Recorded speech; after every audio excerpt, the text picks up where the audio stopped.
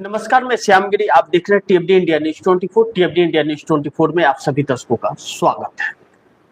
मोदी फंसेंगे बड़े संकट में।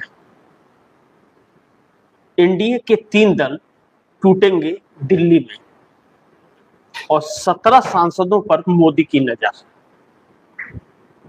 बड़ी महत्वपूर्ण है। जैसा मैंने कहा कि मोदी फंसेंगे बड़े संकट में। परिस्थितियां इस वक्त हमारे देश के प्रधानमंत्री विदेशी दौरे पर है। ऐशमौज दुनिया कर रही है, मोदी जी भी कर रहे हैं, देश को मना कर रहे हैं कि कहीं जाइए मत, खुद घूम रहे हैं।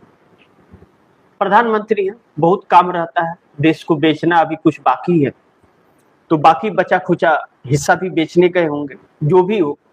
लेकिन देश कहाँ है और देश में चल क्या रहा है?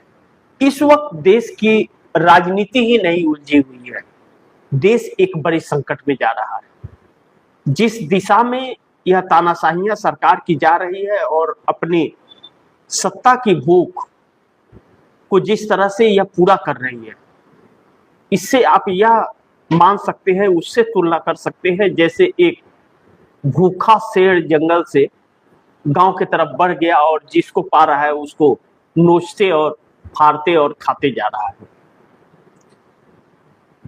जो संवैधानिक तौर पर राज्यों की क्षेत्रीय पार्टियां बहुत ही जरूरी होती हैं अपने अपने क्षेत्रों के मुद्दों को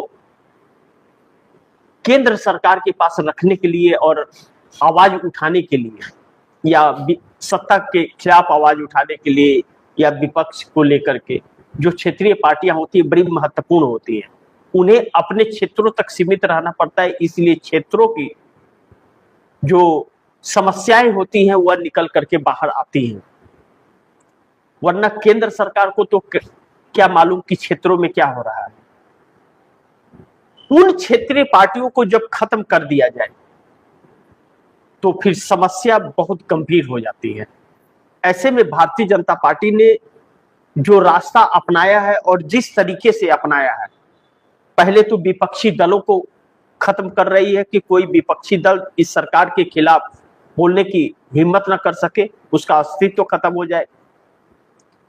ब्यूरोक्रेसी का इस्तेमाल करके उन्हें जेल में डालना, प्रताड़ित करना, मुंह पर ताला लगा देना, यह सारी जो चीजें हो रही हैं, और स्वयं सत्ता के ऐसे शीर्ष पर बैठ जाना इतनी सारे बहुमत के साथ कि कोई हिला ना पाए, उसके लिए जनता से नहीं पार्टियों को तोड़ करके इकट्ठा किया जा रहा है। इस वक्त जब हम लोग बैठे हैं, इस वक्त भारतीय जनता पार्टी के नेता और मोदी सरकार के मंत्री भूपेंद्र यादव के घर पर दिल्ली में उन बागी सांसदों की बैठक हो रही है जो टीएमसी से टूटे हैं, और ऐसे ऐसे नाम है जिसकी कल्पना आप नहीं कर सकते। जो चड्ढा की चड्ढी बोलते थे राघव चड्ढा के टूटने के बाद आम आदमी पार्टी से, वह जींस पैंट पहन करके पहुंच गए वहां तक। अब ऐसे में किसके ऊपर कोई भरोसा करे या ना करे। लेकिन महाराष्ट्र में भी 17 सांसदों को तोड़ने की नाकामयाब कोशिश है या कामयाब कोशिश है, यह तो वक्त बताएगा। शिवसेना, उद्धव ठाकरे और शरद पवार की एनसीपी, 8 सांसद शरद पवार एनसीपी के और 9 सांसद उद्धव ठाकरे के, यह 17 सांसद होते हैं और यह दोनों इंडिया गठबंधन के हिस्सा हैं। और इन दोनों के मिलाकर 17 सांसदों को तोड़ने की कोशिश भरपूर। अब ऑपरेशन इनका लोटस जो है, इसे ऑपरेशन टाइगर नाम दिया गया है, जो बंगाल से महाराष्ट्र में शिफ्ट हो गया है। तो महाराष्ट्र में 17 सांसदों को तोड़ने के चक्कर में भारतीय जनता पार्टी पड़ गई है पूरी तरह से, और भारतीय जनता पार्टी कोशिश कर रही है कहीं ऐसा ना हो कि 17 सांसदों को महाराष्ट्र में तोड़ने के चक्कर में भारतीय जनता पार्टी के मुखिया प्रधानमंत्री मोदी को लेने के देने न पड़े। ऐसा भी हो सकता है, क्योंकि एक बार मुंह जला है दूध से तो उद्धव ठाकरे और शरद पवार भी छाछ फूक फूक पिएंगे। लेकिन इस बात की जब चर्चा होने लगी कि जो एकनाथ शिंदे एनडीए गठबंधन के ही हिस्सा है और डिप्टी सीएम है महाराष्ट्र के अंदर, इन 17 के साथ साथ उनके ऊपर भी शिकंजा कस रहा है। तो अभी तक नेगेटिव जो सेट किया जा रहा था मोदी मीडिया द्वारा कि उद्धव ठाकरे के सांसद एकनाथ शिंदे के शिवसेना में शामिल होंगे, वह अब यह खबर आ रही है कि एकनाथ शिंदे के भी 7 सांसदों को डंडा बजाने का कार्य शुरू हो चुका है। यानी कि 17 और 7 24 सांसद टूट करके भारतीय जनता पार्टी में शामिल होते हैं। यानी कि 7 में एकनाथ शिंदे के एक उनके बेटे श्रीकांत शिंदे हैं, अगर वह बच जाए तो 6 काफी हैं, जो 17 में 6 शामिल हो जाएंगे तो 23 सांसद आ जाएंगे भारतीय जनता पार्टी। यानी कि सोचिए 20 सांसदों की संख्या 20 से टीएमसी से और 23 महाराष्ट्र से, यह 43 की संख्या होती है। और भारतीय जनता पार्टी के पास 240 है। यह 43 मिला देने से 283 की संख्या भारतीय जनता पार्टी की हो जाती है। और 53 में 7 अगर उनके निकल जाते हैं एकनाथ शिंदे के, तो जो बचते हैं 46 बचते हैं, वह 46 मिला करके भारतीय जनता पार्टी के पास 426 हो जाएंगे, 326 हो जाएंगे।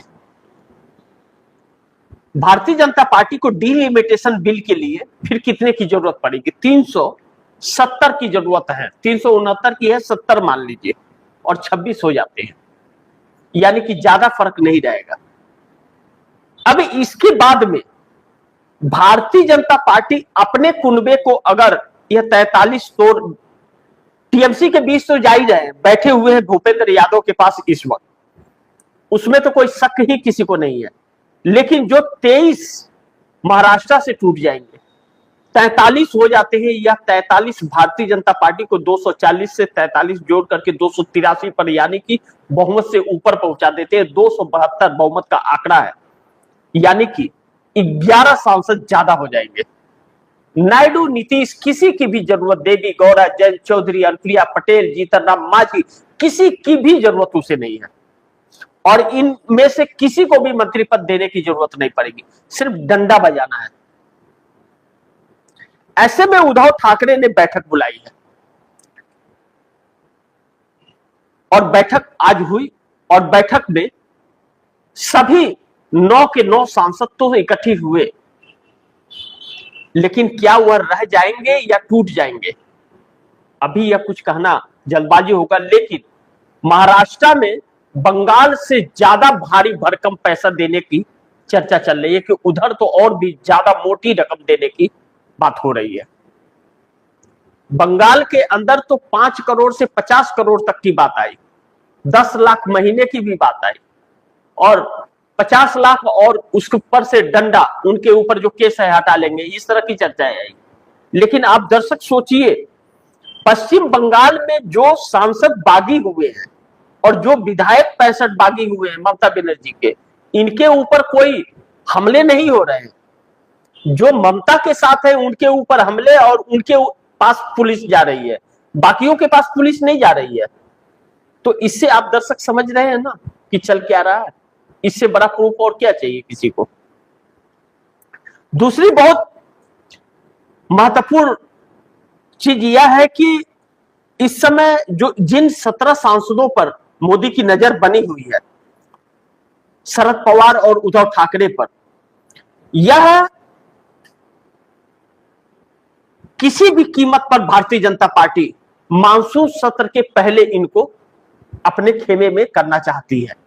और इसी मानसून सत्र में डिलिमिटेशन और वन नेशन वन इलेक्शन ला करके पास कराना और संविधान संशोधन करना, और 880 के आसपास सीटें टोटल 543 को बढ़ा करके 880 करना 2011 के परिसीमन के अनुसार।